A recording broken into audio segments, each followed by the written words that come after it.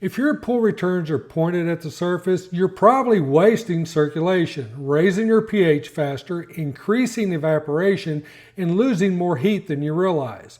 Where you aim those little return eyeballs can make a much bigger difference than most pool people think. Hey everybody, I'm Frank with The Deep End, and today we're going to talk about one of the simplest adjustments you can make to improve circulation, reduce chemical problems, and even help control your pool temperature. The pump doesn't care which way the return points.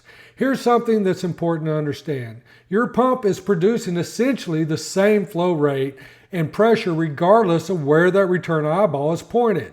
The amount of energy leaving the nozzle is basically the same. The difference is where that energy gets used. Returns pointed towards the surface. When the return is aimed upward, a significant portion of that energy is spent breaking the surface tension of the water. Instead of pushing water through the pool, it makes waves, creating ripples, sometimes even splashing water into the air. That may look impressive, but surface waves are actually very poor at moving large volumes of water throughout the pool.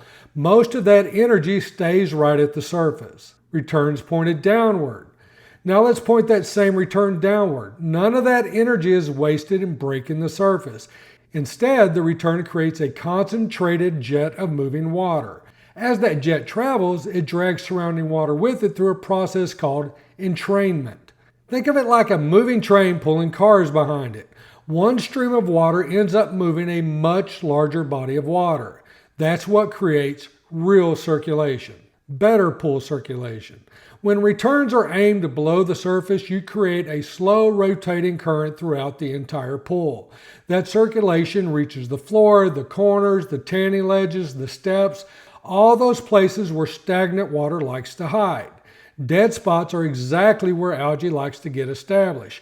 Good circulation makes algae's job much harder. So jets pointed slightly downward, moving a pool either clockwise or counterclockwise is very beneficial. Better chemical distribution. Good circulation also distributes chlorine much more evenly.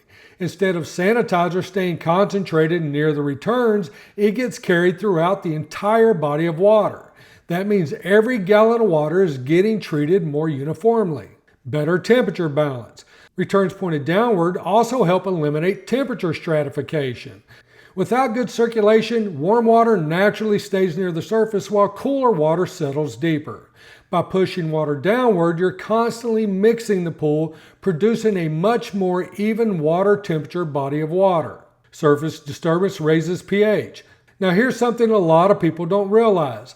The more you disturb the water surface, the faster carbon dioxide escapes from the water. This process is called aeration. As carbon dioxide leaves the water, the pH rises. This is exactly why waterfalls, spillovers, deck jets, bubblers, and upward pointed returns often cause pools to require more acid. If you're constantly creating surface turbulence, you're accelerating CO2 loss, and that naturally drives pH upward. Surface disturbance increases evaporation. There's another consequence. Surface turbulence dramatically increases evaporation. Evaporation is the largest source of heat loss in most swimming pools. Every pound of water that evaporates carries away a tremendous amount of heat energy. So if your goal is keeping the pool warm, you generally want to minimize unnecessary surface disturbance. But in the summer, if you're trying to cool the pool off, pointing them upward at night could be helpful. If you want to cool your pool, now let's flip that around.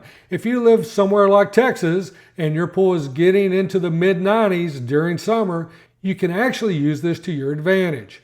Aim some returns upward, run waterfalls, run deck jets, or operate other water features overnight. Nighttime air is cooler. The increased evaporation removes heat from the water. I've seen pools cool several degrees overnight simply by circulating aggressively and running water features after sunset. It's basically free evaporative cooling, but it comes with the cost of increased evaporation and increased pH. Most of the year, I recommend pointing returns slightly downward to maximize circulation. The exception is winter freezing protection.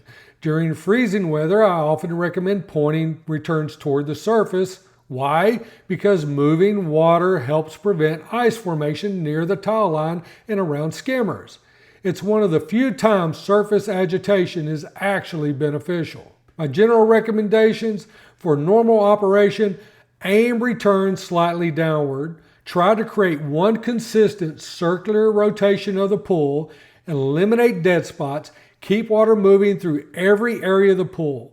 Your chlorine works better, your temperature stays more consistent, your circulation improves, you'll often use less acid, and you'll waste less pump energy making waves that accomplish very little. Tiny adjustments can make a surprisingly big difference. Pool care isn't just about chemistry. Hydraulics matter too. Understand how water moves, and you'll solve problems before they ever start. I'm Frank with Deep End Frank. Thanks for watching, and I'll see you in the deep end. Make sure you like and subscribe.